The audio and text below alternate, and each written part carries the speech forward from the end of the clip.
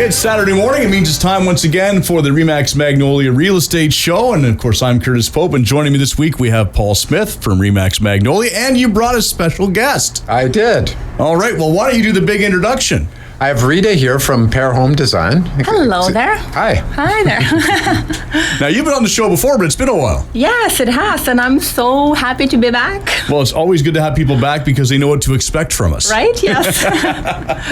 All right. So what are we talking about today, Paul? What's the theme of today's show? Home staging is a theme today. Home staging. That's something that's very important. Yeah. Obviously, something that most people have no idea about. Mm-hmm. And then they come in and they say, you got to move this, you got to move that, you got to do this, you got to do that. And you're going, why? And then you realize there's a method to the madness. Exactly, yeah. All right, well, I will let you, we'll get started here, and I will help wherever I can. Yeah, so Rita, I guess we'll just start with an introduction, how you got into home staging and all that good stuff.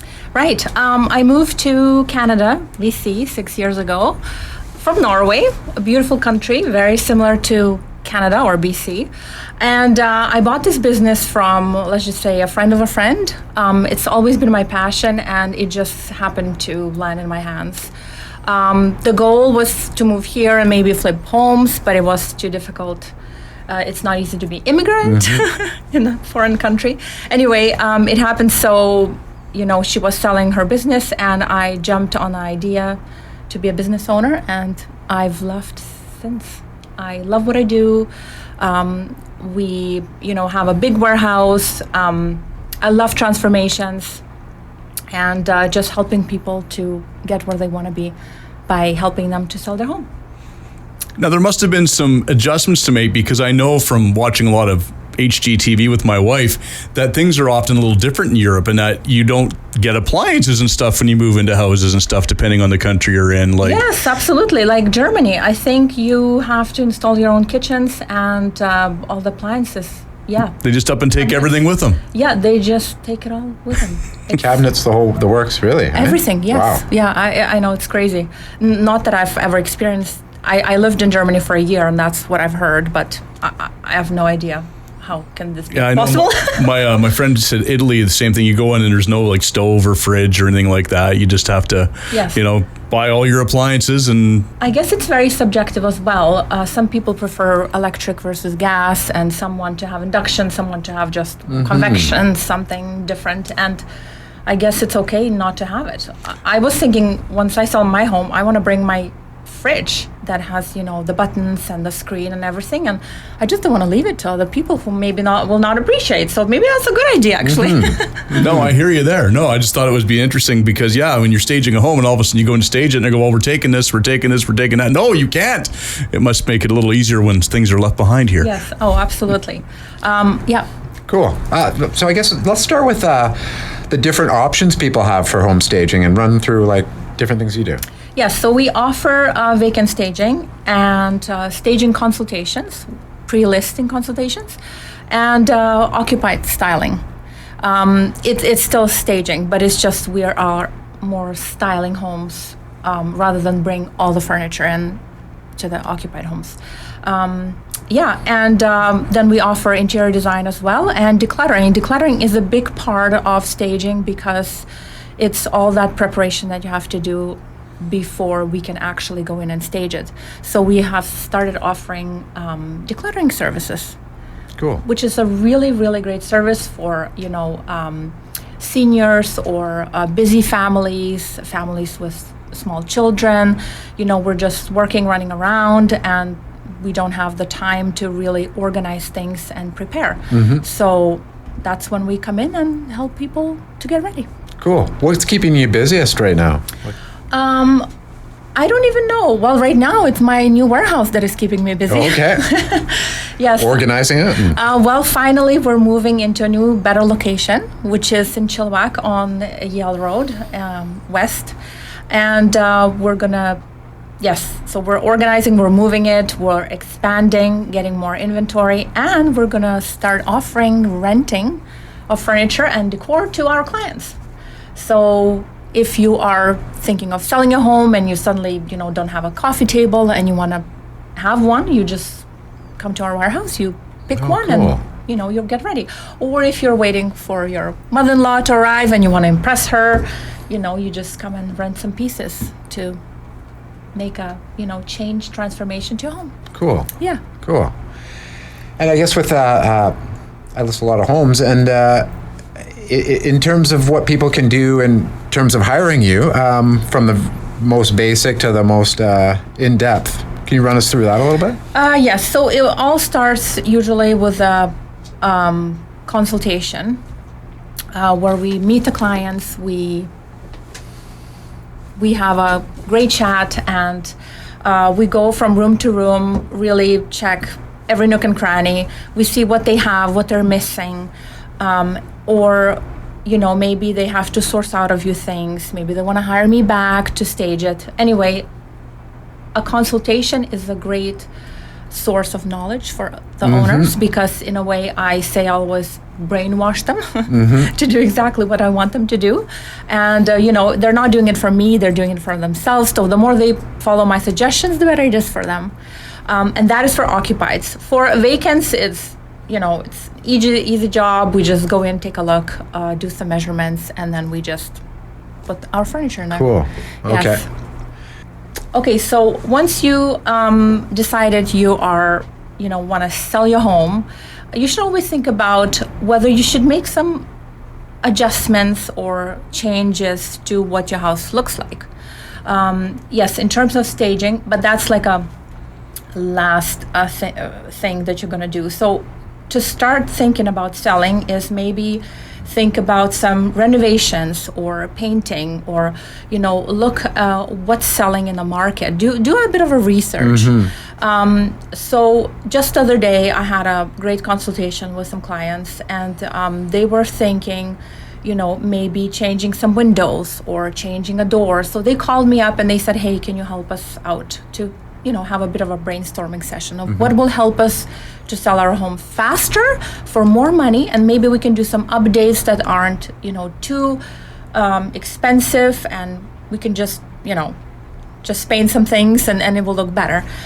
So I always say home improvements that bring the highest return of investment is, of course, a big one is a kitchen renovation and a bathroom remodel. If you don't have, a lot of money, let's just say simple, you can do a lot of different things to change the look of your kitchen, for example, right? You can paint it, you can focus on your hardware, on your countertops, right? On the sink and faucet, maybe the floors, depending on a budget. Again, there's so many channels out there. If you just Google what floor should I have, there will be so many options to pick from, and not everything needs to cost a lot of money. I like when people are really creative and figure out what to do with the smallest budgets. I've seen some of the things you've done, moving furniture around and putting things over tables and stuff. You mentioned quite a few things to me. Yes, before. it's a lot that can be done, and that's just really superficial. So I say when you do it for yourself, when you're changing, your kitchen or your bathroom or your floors, and you're gonna stay in the house for 5 years, then it's worth to do whatever you like.